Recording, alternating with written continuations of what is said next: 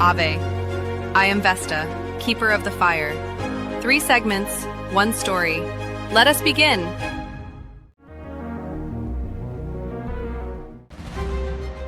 In the Book of New History, in the 2nd decade of November, in the year 2778 since the founding of Rome, these events were recorded.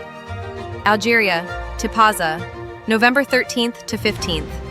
In mid-November, a series of wildfires broke out across the province of Tipaza, fueled by dry southern winds and unusually warm weather. Civil Protection reported multiple ignition points on the slopes of conifer and shrub-covered hills, where the fire advanced quickly along the upper contours of the terrain.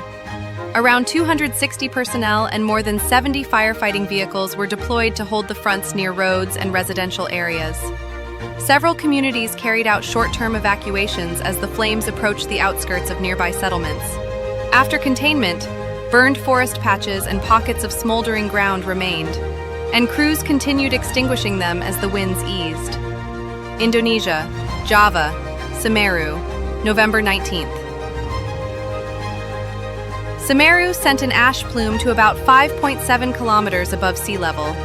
A volcanic surge, a mix of lava, gas, and hot fragments, moved 13 kilometers downslope, burying villages near the base.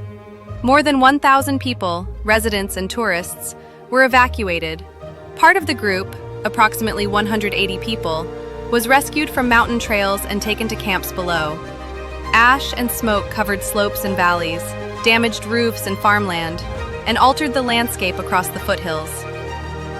Argentina, Buenos Aires Province, Spegazzini, November 14th. In the industrial park of Spegazzini, a storage tank with chemical solvents exploded. The fire spread across roughly 5,000 square meters, moving into a plastics warehouse and a neighboring logistics building. The first blast sent a flame more than 30 meters high, and a thick layer of smoke settled over the area near Ezeiza Airport. Crews from several districts worked the perimeter with ladder trucks and reserve engines. After containment, the site held collapsed hangars, heat-warped panels, and dark corridors of burned-out structures. These were among the largest events of the second 10-day period of November, but the flame is already writing new lines.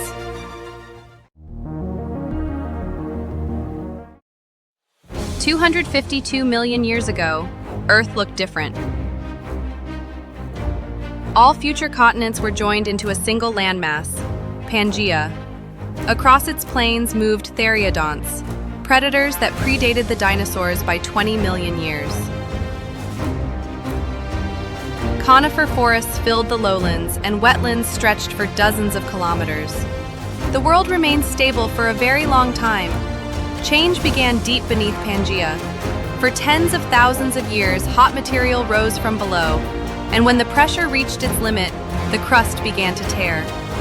Fractures ran for hundreds of kilometers and became the first lines of what would one day split the continent. Through them, magma rose. Eruptions came in series, each lasting tens of thousands of years, with pauses of several hundred years between them. Lava spread in broad flows, layering the surface with sheets that reached hundreds of meters in thickness. The atmosphere changed along with the land. Air warmed, the oceans lost oxygen, and the biosphere retreated under the weight of heat. Vegetation burned away, and land animals disappeared after it.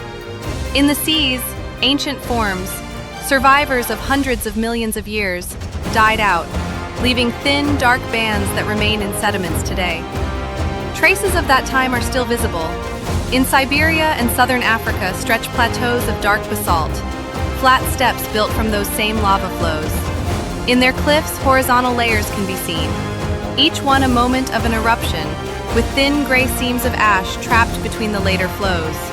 Thus, Pangaea opened, and the future continents began to emerge in its place. The memory of that rupture remains in stone, clear, direct, and visible to the eye.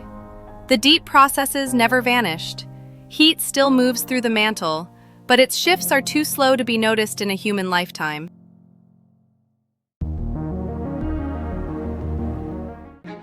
Once, faults carried heat upward for centuries, and the surface changed more slowly than life could sense. Today, Laser interferometers and fiber optic sensors line active fault zones. On the slopes of the Siberian Traps and the Putarana Plateau, threads of light register strain in the rock with a precision of 0.01 millimeters, and satellite INSAR images track vertical shifts measured in centimeters. In the coming years, subsurface sensors will join these lines, combining microseismic activity and thermal signals into preliminary maps of stress within the crust. Early prototypes show that a fault releases extra heat weeks before the surface begins to shift, appearing on instrument panels as a thin, pale trace running along the fracture. After this, the materials will become part of the rock itself. Fiber optic grids and frequency combs set into basalt walls will be able to transmit the slow movement of stone as a continuous flow of data, a thermal-sensitive skin of observation. Thus, Earth will continue to speak through heat, and humans will learn to hear it earlier.